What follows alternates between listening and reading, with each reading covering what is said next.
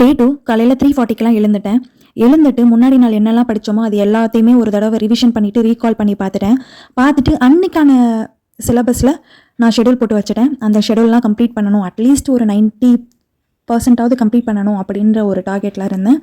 ஓகேங்களா, டார்கெட்டில் இருந்துட்டு அப்புறம் சில வீடியோஸ் ஒரு 2-3 சேனல் பார்த்து வச்சுருக்கேன் இங்கிலீஷ்க்கு. அந்த சேனலை ரெஃபர் பண்ணிவிட்டு அப்புறம் ஃபிகர் ஆஃப் ஸ்பீச்சு அது எல்லாத்தையுமே லேர்ன் பண்ணிவிட்டு about the author, about the poem, அந்த போயமில் என்ன சொல்ல வராங்க அப்படின்றது எல்லாத்தையுமே ஒரு தடவை கோ த்ரூ பண்ணிவிட்டு அதுக்கப்புறம் நானே புக் பேக் கொஷின்ஸை வந்து சால்வ் பண்ணி பார்க்கும். ஓகே, ஓரளவுக்கு எல்லாமே என்னால் பண்ண முடிஞ்சது.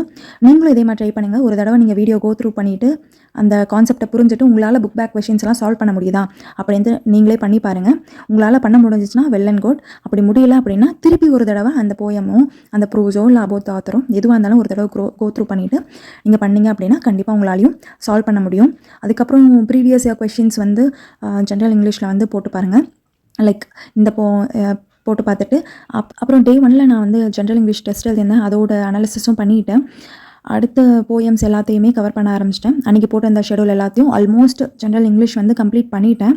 இதுதான் நான் மார்னிங் என்னோடய ரொட்டீனாக இருந்தது. லைக் 3:30லேருந்து 6:30 வரையும் இதை தான் பண்ணேன். அன்றைக்கி வந்து 3 போயம் வந்து நான் ஷெடியூல் பண்ணி வச்சுருந்தேன். அது எல்லாத்தையும் ஆல்மோஸ்ட் கம்ப்ளீட் பண்ணிவிட்டு அன்றைக்கான டெஸ்ட்டும் நான் ஈவினிங் எழுதிட்டேன்.